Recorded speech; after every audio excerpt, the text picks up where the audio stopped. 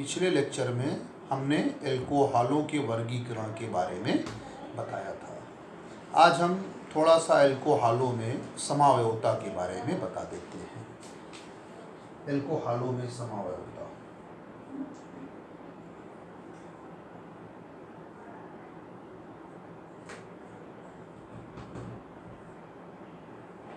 एल्कोहलों में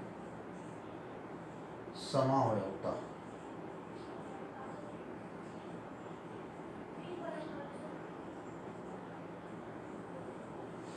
एल्कोहलों में समावयवता, आइसोमेरिज इन एल्कोहल्स।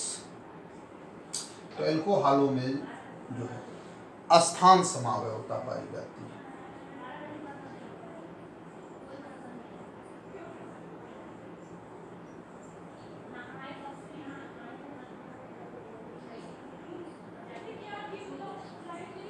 स्थान समावयवता एल्कोहलों में पाई जाती है। स्थान समावयवता का मतलब होता है कि ऐसी घटना जिसमें यौगिक के अणुसूत्र समान हों लेकिन क्रियात्मक समूह के स्थान में भिन्नता हो, उन यौगिकों को हम कहते हैं स्थान समावयवी और घटना कहलाती है स्थान समावयवता। जैसे हमने ये लिखा है एल्कोहल, ये एल्कोहल है, हाइड्रोजन यहाँ 3 है, यहाँ 2 है और यहाँ भी 2 है। अब यहाँ पर OH पहले कार्बन पर है, इसका नाम प्रोपेन 1-आल, प्रोपेन 1-आल, प्रोपेन 1-आल। अब OH को जो क्रियात्मक समूह है इसको हम दूसरे कार्बन पर करते हैं।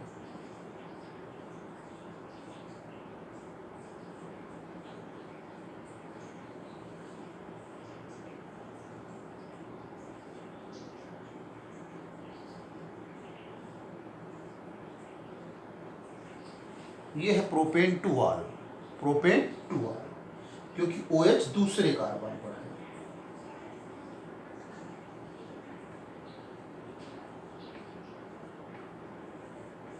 प्रोपेन 2-आल। तो ये स्थान समावयवी पोजीशन आइसोमर्स और घटना कहलाती पोजीशन आइसोमेरिज्म।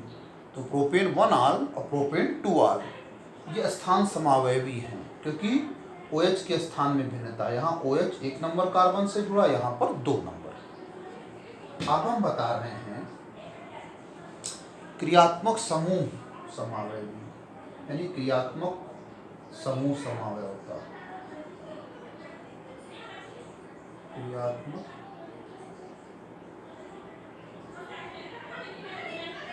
समूह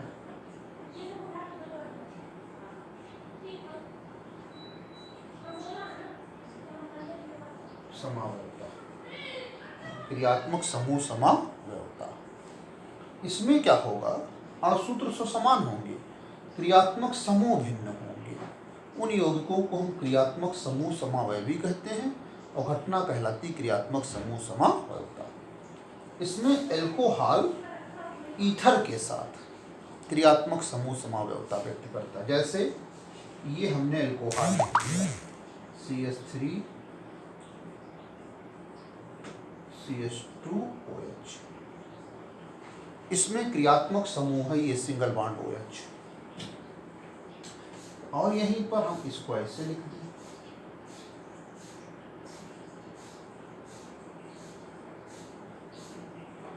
ये ईथर है।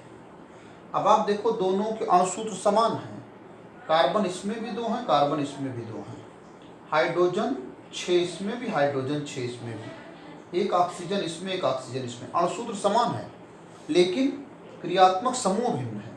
इसमें क्रियात्मक समूह OH है और इसमें क्रियात्मक समूह O है।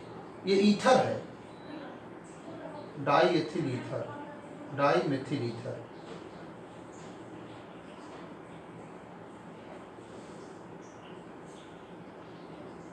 डाई मेथिल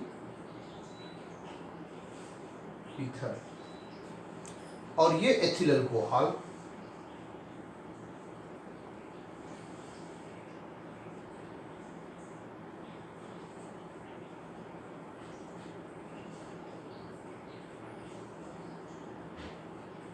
तो क्रियात्मक समूह अलग है। यहाँ क्रियात्मक समूह आल है और यहाँ क्रियात्मक समूह के लिए ईथर कहते हैं, जिसमें O दोनों तरफ सिंगल बॉन्ड होता है। तो ये हो गई दो प्रकार की समावयवता, एल्कोहलों में स्थान और क्रियात्मक समूह। अब इसके अतिरिक्त इसमें श्रृंखला समावयवता भी पाई जाती है।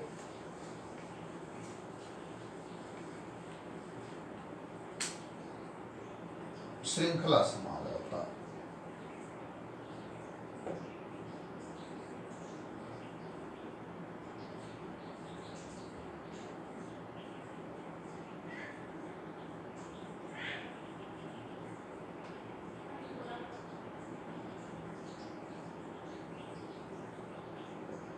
श्रृंखला समावयवता।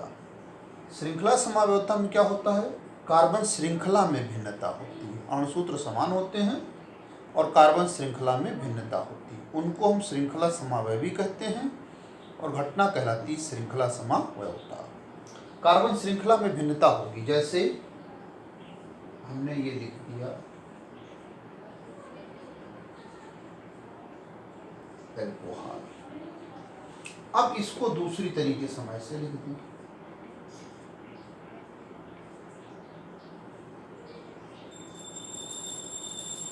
ये हमने ऐसे लिख दिया। हाइड्रोजन यहाँ लगा दिया 3, यहाँ 2, यहाँ 2, यहाँ 2, यहाँ 3, यहाँ 3, यहाँ 1। अब आप देखो OH के स्थान में भिन्नता नहीं है। OH इधर भी 1 नंबर कार्बन से, इधर भी 1 नंबर। भिन्नता है कार्बन श्रृंखला में, कार्बन चेन। यहाँ पर कार्बन चेन, कार्बन श्रृंखला सीधी स्ट्रेट है और यहाँ पर कार्बन चेन एक ब्रांच है, एक शाखा लगी हुई है। तो कार्बन चेन यानी कार्बन श्रृंखला में भिन्नता। यहाँ पर कार्बन चेन स्ट्रेट है, इसको नॉर्मल भी कहते हैं। और यहाँ पर देखो एक कार्बन साइड चेन में है, यानी इसमें ब्रांचिंग लगी है। तो ये जो है श्रृंखला समावयवता एल्कोहल भी प्रदर्शित करते हैं। नाम अगर मान लीजिए लिखना है तो ये तो आपका, अगर आईपीएसी नाम लिखना तो ऐसे नंबरिंग करते हैं 1 2 3 4, ऐसे नंबरिंग करते हैं। अब 4 का मतलब होता ब्यूट, सिंगल बॉन्ड लगा तो ए, और 1 आल। इसमें नंबरिंग जब करेंगे तो यहाँ 1 नंबर होगा, यहाँ 2 नंबर होगा, यहाँ 3 नंबर होगा। तो यहाँ 3 कार्बन नंबरिंग, तो 3 के लिए प्रोप लिखते हैं। सिंगल बॉन्ड के लिए एन, 1 आल, लेकिन 2 से मेथिल भी है तो इसके आगे 2 मेथिल लिख देते हैं। तो ये हो गई श्रृंखला समावयवता। अब इसमें एक प्रकार की समावयवता और भी पाई जाती है।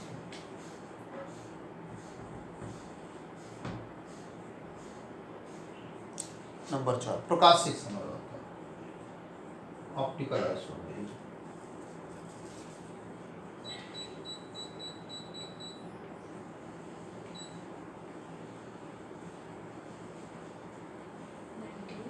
प्रकाशिक समावयवता ये भी इनमें पाई जाती है। उसका हमने एक एग्जाम्पल लिखा, सी एल्कोहल हो गया, इधर हमने H लिखा और यहाँ पर एक एल्किल R लगा दिया और यहाँ पर एल्किल हमने लगा दिया R'। जैसे ये मेथिल है, ये एथिल है, या ये एथिल है तो ये प्रोपिल है। अब इसको हम देखिए ऐसे लिख दिए,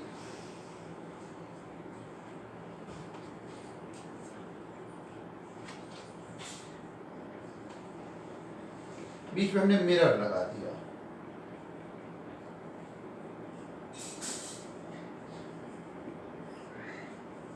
मिरर दर्पण लगा दिया, तो दर्पण लगा दिया तो ये OH जो राइट साइड में, लेफ्ट साइड में चला जाएगा, H उधर चला जाएगा। इन यौगिकों को हम कहते हैं प्रकाशिक समावयवी और घटना कहलाती प्रकाशिक समावयवता। इसमें होता क्या है, ये समावयवी अपने दर्पण प्रतिबिंब पर अनध्यारोपित होते हैं, यानी अध्यारोपित नहीं किए जा सकते, नॉन सुपर इम्पॉसिबल होते हैं। इसको इस पर उठा के इस पर रखा नहीं जा सकता। इसको जब रखोगे तो OH इधर चला जाएगा तो ये है प्रकाशिक समावयवी। या कहते हैं वे यौगिक जिनके अणुसूत्र समान है, देखिए अणुसूत्र समान है दोनों में, R R dash R R dash H H H, जिनके अणुसूत्र समान होते परंतु जो समतल ध्रुवित प्रकाश होता है उनके प्रति उनका व्यवहार भिन्न है। जैसे ये अगर घुमाएगा मान लीजिए ऐसे समतल ध्रुवित प्रकाश को एंटी क्लॉकवाइज, तो ये घुमाएगा समतल ध्रुवित प्रकाश को क्लॉकवाइज। तो ऐसे यौगिकों को कहते हैं प्रकाशिक समावयवी, घटना कहलाती है प्रकाशिक समावयवता। तो अल्कोहलों में इन 4 प्रकार की समावयवता पाई जाती है। अब हम बात करने जा रहे हैं, विशेषकर बोर्ड में है, मोनोहाइड्रिक एल्कोहलों के निर्माण की विधियां। मोनोहाइड्रिक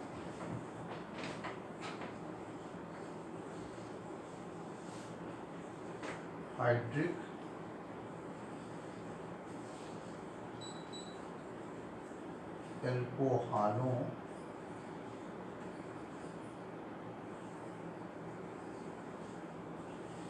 के निर्माण की विधियां।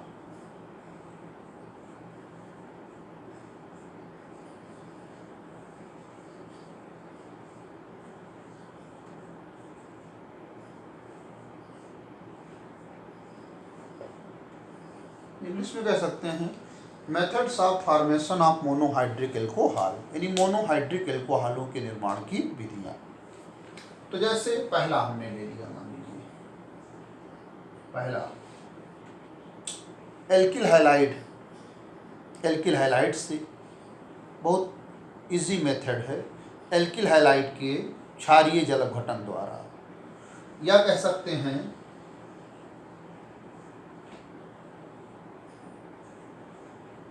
एल्किल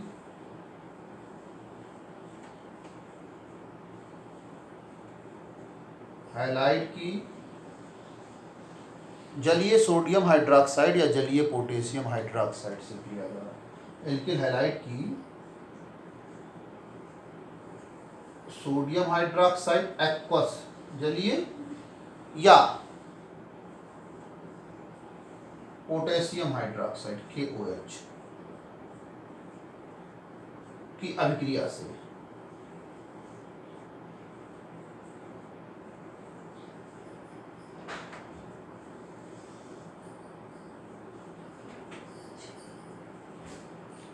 एल्किल हैलाइड, तो एल्किल के लिए लिखते हैं R,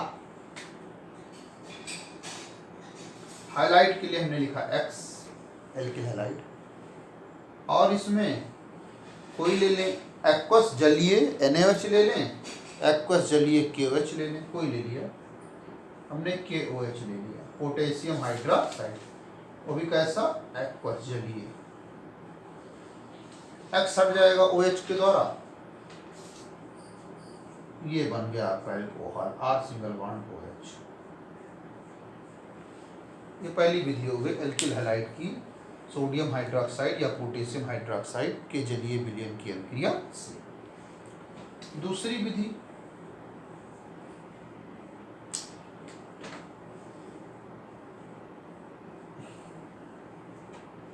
एल्कीनों के जलयोजन से,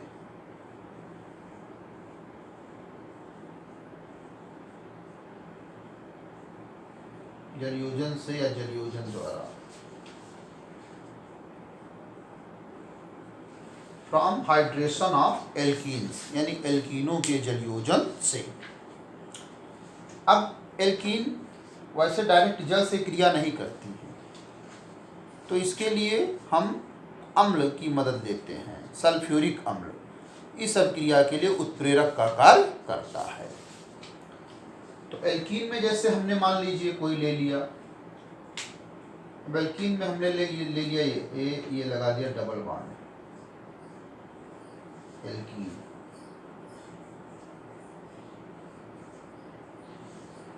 ये हो गई एल्कीन।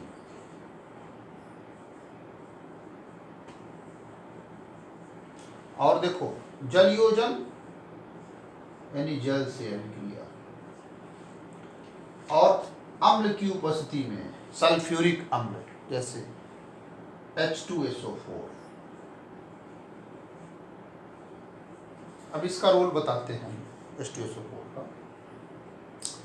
तो सल्फ्यूरिक अम्ल की उपस्थिति में एल्कीन का जलयोजन होने जा रहा है। तो एल्कीन भी दो प्रकार की होती है, सिमेट्रिकल और अनसिमेट्रिकल। सिमेट्रिकल जिसको दो बराबर भागों में बांट सके, अनसिमेट्रिकल जिसको दो बराबर भागों में ना बांट सके। तो देखो इसको 20 से दो बराबर भागों में बांट नहीं सकते, इधर 2 कार्बन आते इधर 1 कार्बन, उसको अनसिमेट्रिकल एल्कीन कहते हैं। और उस पर हम जब कोई चीज़ जोड़ते हैं तो उसमें मार्कोनी-काफ का रूल लगता है। H2O में 2 पार्ट हैं, H प्लस है और OH माइनस है। मार्कोनी-काफ का रूल क्या है, जो हम अभिकर्मक एल्कीन पर जोड़ते हैं, यहाँ डबल बॉन्ड है, एक इधर जुड़ेगा एक इधर जुड़ेगा, तो कौन किधर जुड़ेगा, तो मार्कोनी-काफ कहते हैं निगेटिव वाला भाग जो ऋण वाला उस डबल बॉन्डेड कार्बन पर जुड़ता है जिस पर हाइड्रोजन की संख्या कम होती है। इस पर देख रहे होंगे 1 हाइड्रोजन, इस पर कितना 2, तो इस पर जुड़ेगा। तो जब हमने इस पर जोड़ा तो ये सिचुएशन आ गई, यहाँ CH3 है, ये CH इसके साथ जुड़ गया OH और H इसके साथ जुड़ गया, ये हो गया एल्कोहल। एल्कोहल अब इस अभिक्रिया में सल्फ्यूरिक अम्ल किसका काम करता है, उत्प्रेरक का। अब ये अगर उत्प्रेरक का कार्य करता है तो उत्प्रेरक के लक्षण क्या होते हैं। उत्प्रेरक अभिक्रिया में जितना लिया जाता है अंत में उत्पाद में उतना ही प्राप्त होता है, ये मेन लक्षण है।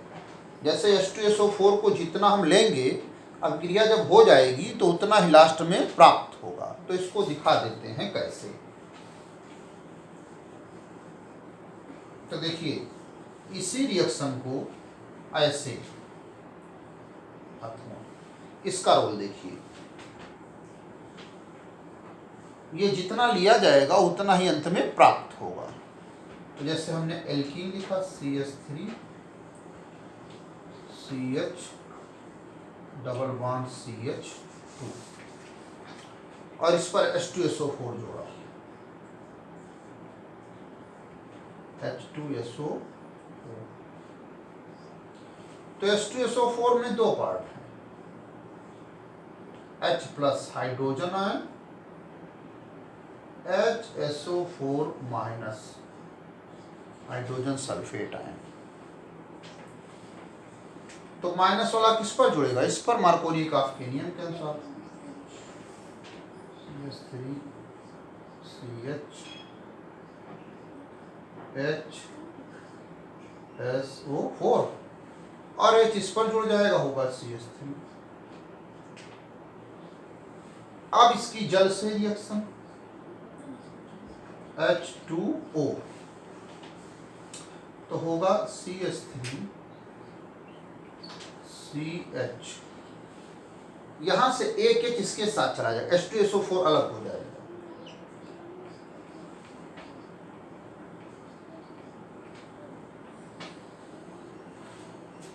और यहां बचा के OH इस कार्बन पर लग जाएगा। अब बगल CH3, तो आप देख लें H2SO4 जितना लिया गया था अंत में उतने क्या हो गया, प्राप्त हो गया। इसलिए H2SO4 इस अभिक्रिया के लिए किसका काम करता, उत्प्रेरक का। यही पदार्थ पहले भी प्राप्त हो रहा था प्रोडक्ट, यही प्रोडक्ट अभी प्राप्त हो रहा। ये एल्काइन है, नाम अगर इसका लिखना चाहें तो ये प्रोपाइन है। ये क्या है, प्रोपाइन, प्रोपाइन।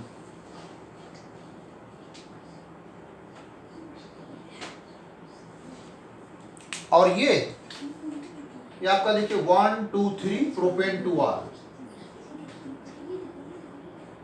प्रोपेन टू आल।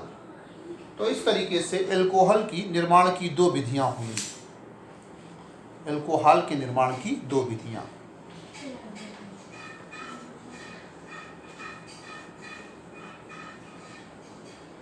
अब एल्कोहल के निर्माण की तीसरी विधि का जिक्र करने जा रहे हैं। एल्कोहल के निर्माण की तीसरी विधि, तो एल्कोहल के निर्माण की तीसरी विधि जैसे हम जिक्र करने जा रहे हैं, मान लीजिए हम ले लेते हैं कार्बोनिल यौगिकों के अपचयन द्वारा।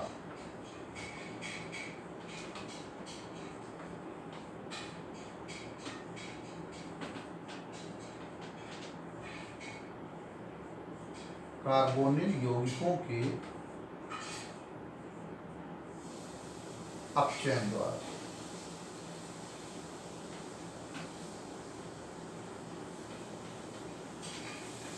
By reduction of carbonyl compounds, यानी कार्बोनिल यौगिकों के अपचयन द्वारा।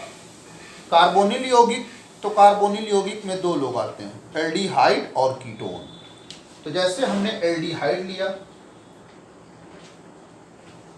ये CO, एल्डिहाइड श्रेणी का क्रियात्मक समूह होता है CHO, एल्डिहाइड है। और इधर हमने एल्किल लगा दिया R, ये आपका होगा एल्डिहाइड। और अपचयन के लिए हमने लिया हाइड्रोजन, नवजात हाइड्रोजन। अब तीर के ऊपर कोई अपचायक लिखेंगे, तो जैसे तीर के ऊपर अपचायक हमने लिख दिया lithium aluminium hydride, lithium aluminium hydride, ये अपचायक है। इसी के द्वारा किसका अपचयन किया जा रहा है? एल्डिहाइड का, एल्डिहाइड। तो O के साथ जुड़ जाएगा H, ये हो गया एल्कोहल, बगल H है। अब कार्बन की वैलेंसी देखिए 4 है, 2 1 3 1 4, यहाँ 3 है, तो एक H और नीचे जोड़ना पड़ेगा, इस स्थिति में यहाँ पे करना पड़ेगा 2, ये बन गया एल्कोहल। एल्डिहाइड का हम अपचयन करते हैं कि किसी अपचायक के द्वारा, जैसे लिथियम एल्युमिनियम हाइड्राइड है, या सोडियम बोरोहाइड्राइड का भी यूज कर सकते हैं, या आपका ये सब मेटल्स यूज कर सकते हैं, निकेल, प्लेटिनम, पैलेडियम, इनके द्वारा भी अपचयन कर सकते हैं। अब एल्डिहाइड के अलावा कीटोन, तो कीटोन में क्या होता है? CO दोनों तरफ एल्किल ग्रुप से जुड़ा होता है, ये कीटोन।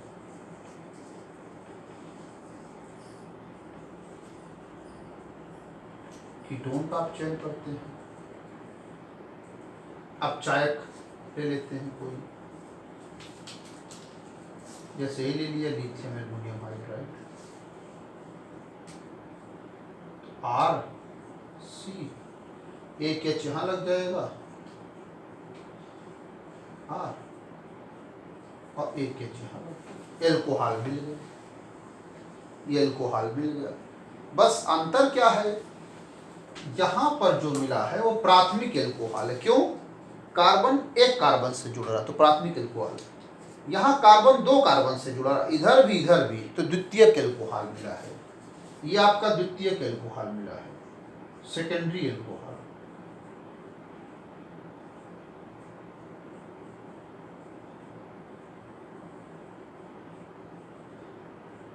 और ये आपका प्राइमरी यानी प्राथमिक एल्कोहल है।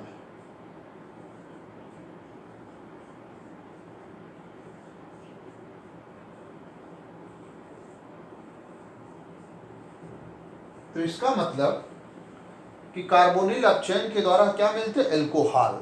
बस इतना है।